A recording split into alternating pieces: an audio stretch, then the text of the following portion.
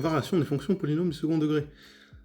Et donc, on va commencer par la définition d'un polynôme du second degré. Une fonction polynôme du second degré est une fonction définie sur R qui peut s'écrire sous la forme ax carré plus bx plus c, où a, b et c sont trois réels, et évidemment que a est un réel non nul. Concrètement, on a un polynôme où on a la puissance en x qui est x carré qui est la plus grande des puissances. Voilà.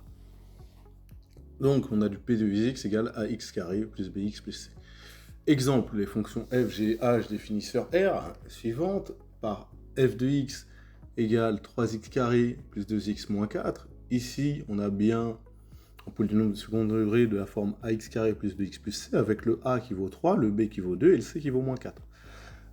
G de x égale x carré, effectivement, on a un polynôme du second degré aussi de la forme ax carré plus bx plus c. Ici, a vaut 1, d'accord? Puisque x carré, c'est comme 1x carré, b vaut 0 et c vaut 0. Et la troisième, on a une forme factorisée, on a h de x égale x moins 3 facteur de 2x plus 1, mais quand on développe, on obtient 2x carré moins 5x moins 3.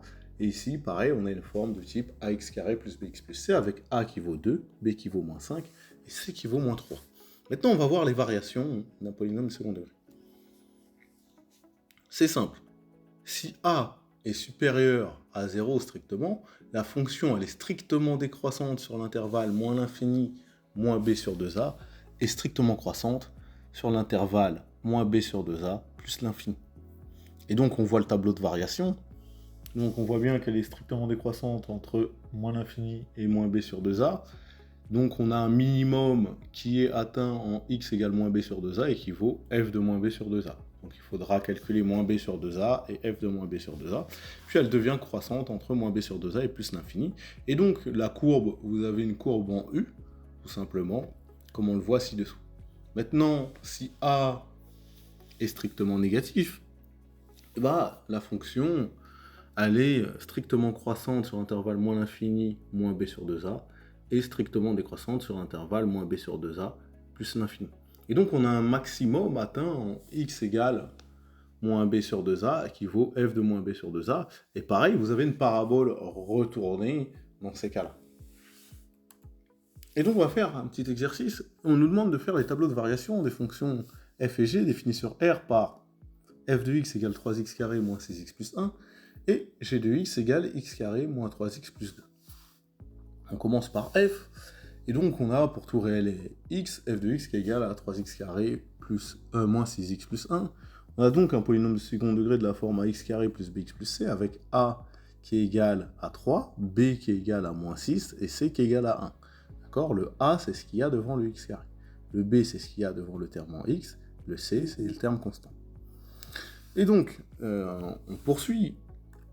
Qu'est-ce que je dois regarder? Je vais regarder déjà le signe de petit a. A, il vaut 3, il est strictement positif.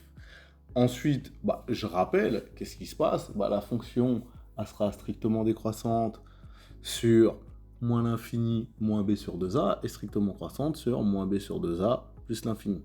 Et donc, qu'est-ce qu'il faut que je calcule? Moins b sur 2a et f de moins b sur 2a. Si je calcule moins b sur 2a, ça me fait moins 6 sur 2 fois 3, ce qui me fait 1. Donc maintenant, je vais calculer f de moins b sur 2a. Et du coup, c'est-à-dire f de 1, ça me fait 3 fois 1 au carré, moins 6 fois 1 plus 1. Ça me donne moins 2. Et donc, maintenant, je vais pouvoir simplement faire le tableau de variation de la fonction f. Et donc, il a affiché ici. Vous voyez que f est décroissante sur l'intervalle moins l'infini 1, puis strictement croissante sur l'intervalle 1 plus l'infini. Et on atteint un minimum en x égale 1 qui vaut moins 2 tout simplement. Maintenant on passe au deuxième exemple. Et donc pour tout réel, x, on a g de x égale x carré moins 3x plus 2. Donc pareil, on a un polynôme du second degré de la forme ax carré plus bx plus c, avec a qui est égal à 1, b qui est égal à moins 3, et c qui est égal à 2. Et donc, je vais calculer moins b sur 2a, et moins b sur 2a, ça me fait moins 3 sur 2 fois 1. Et ça, c'est égal à 1,5. Et je vais aussi calculer f de moins b sur 2a, c'est-à-dire f de 1,5. Bah, je remplace x par 1,5, donc ça me fait 1,5 au carré, moins 3 fois 1,5, plus 2. Bah, ça, qu'est-ce que ça va me donner? Ça va simplement me donner moins 0,25. Et bah maintenant, je peux faire le tableau de variation. Pourquoi? Parce que mon a, il est comment? Il vaut 1, il est positif, donc la fonction, elle sera strictement décroissante sur l'intervalle moins l'infini 1,5, puisque mon moins b sur 2a vaut 1,5, puis strictement croissante sur l'intervalle 1,5 plus l'infini.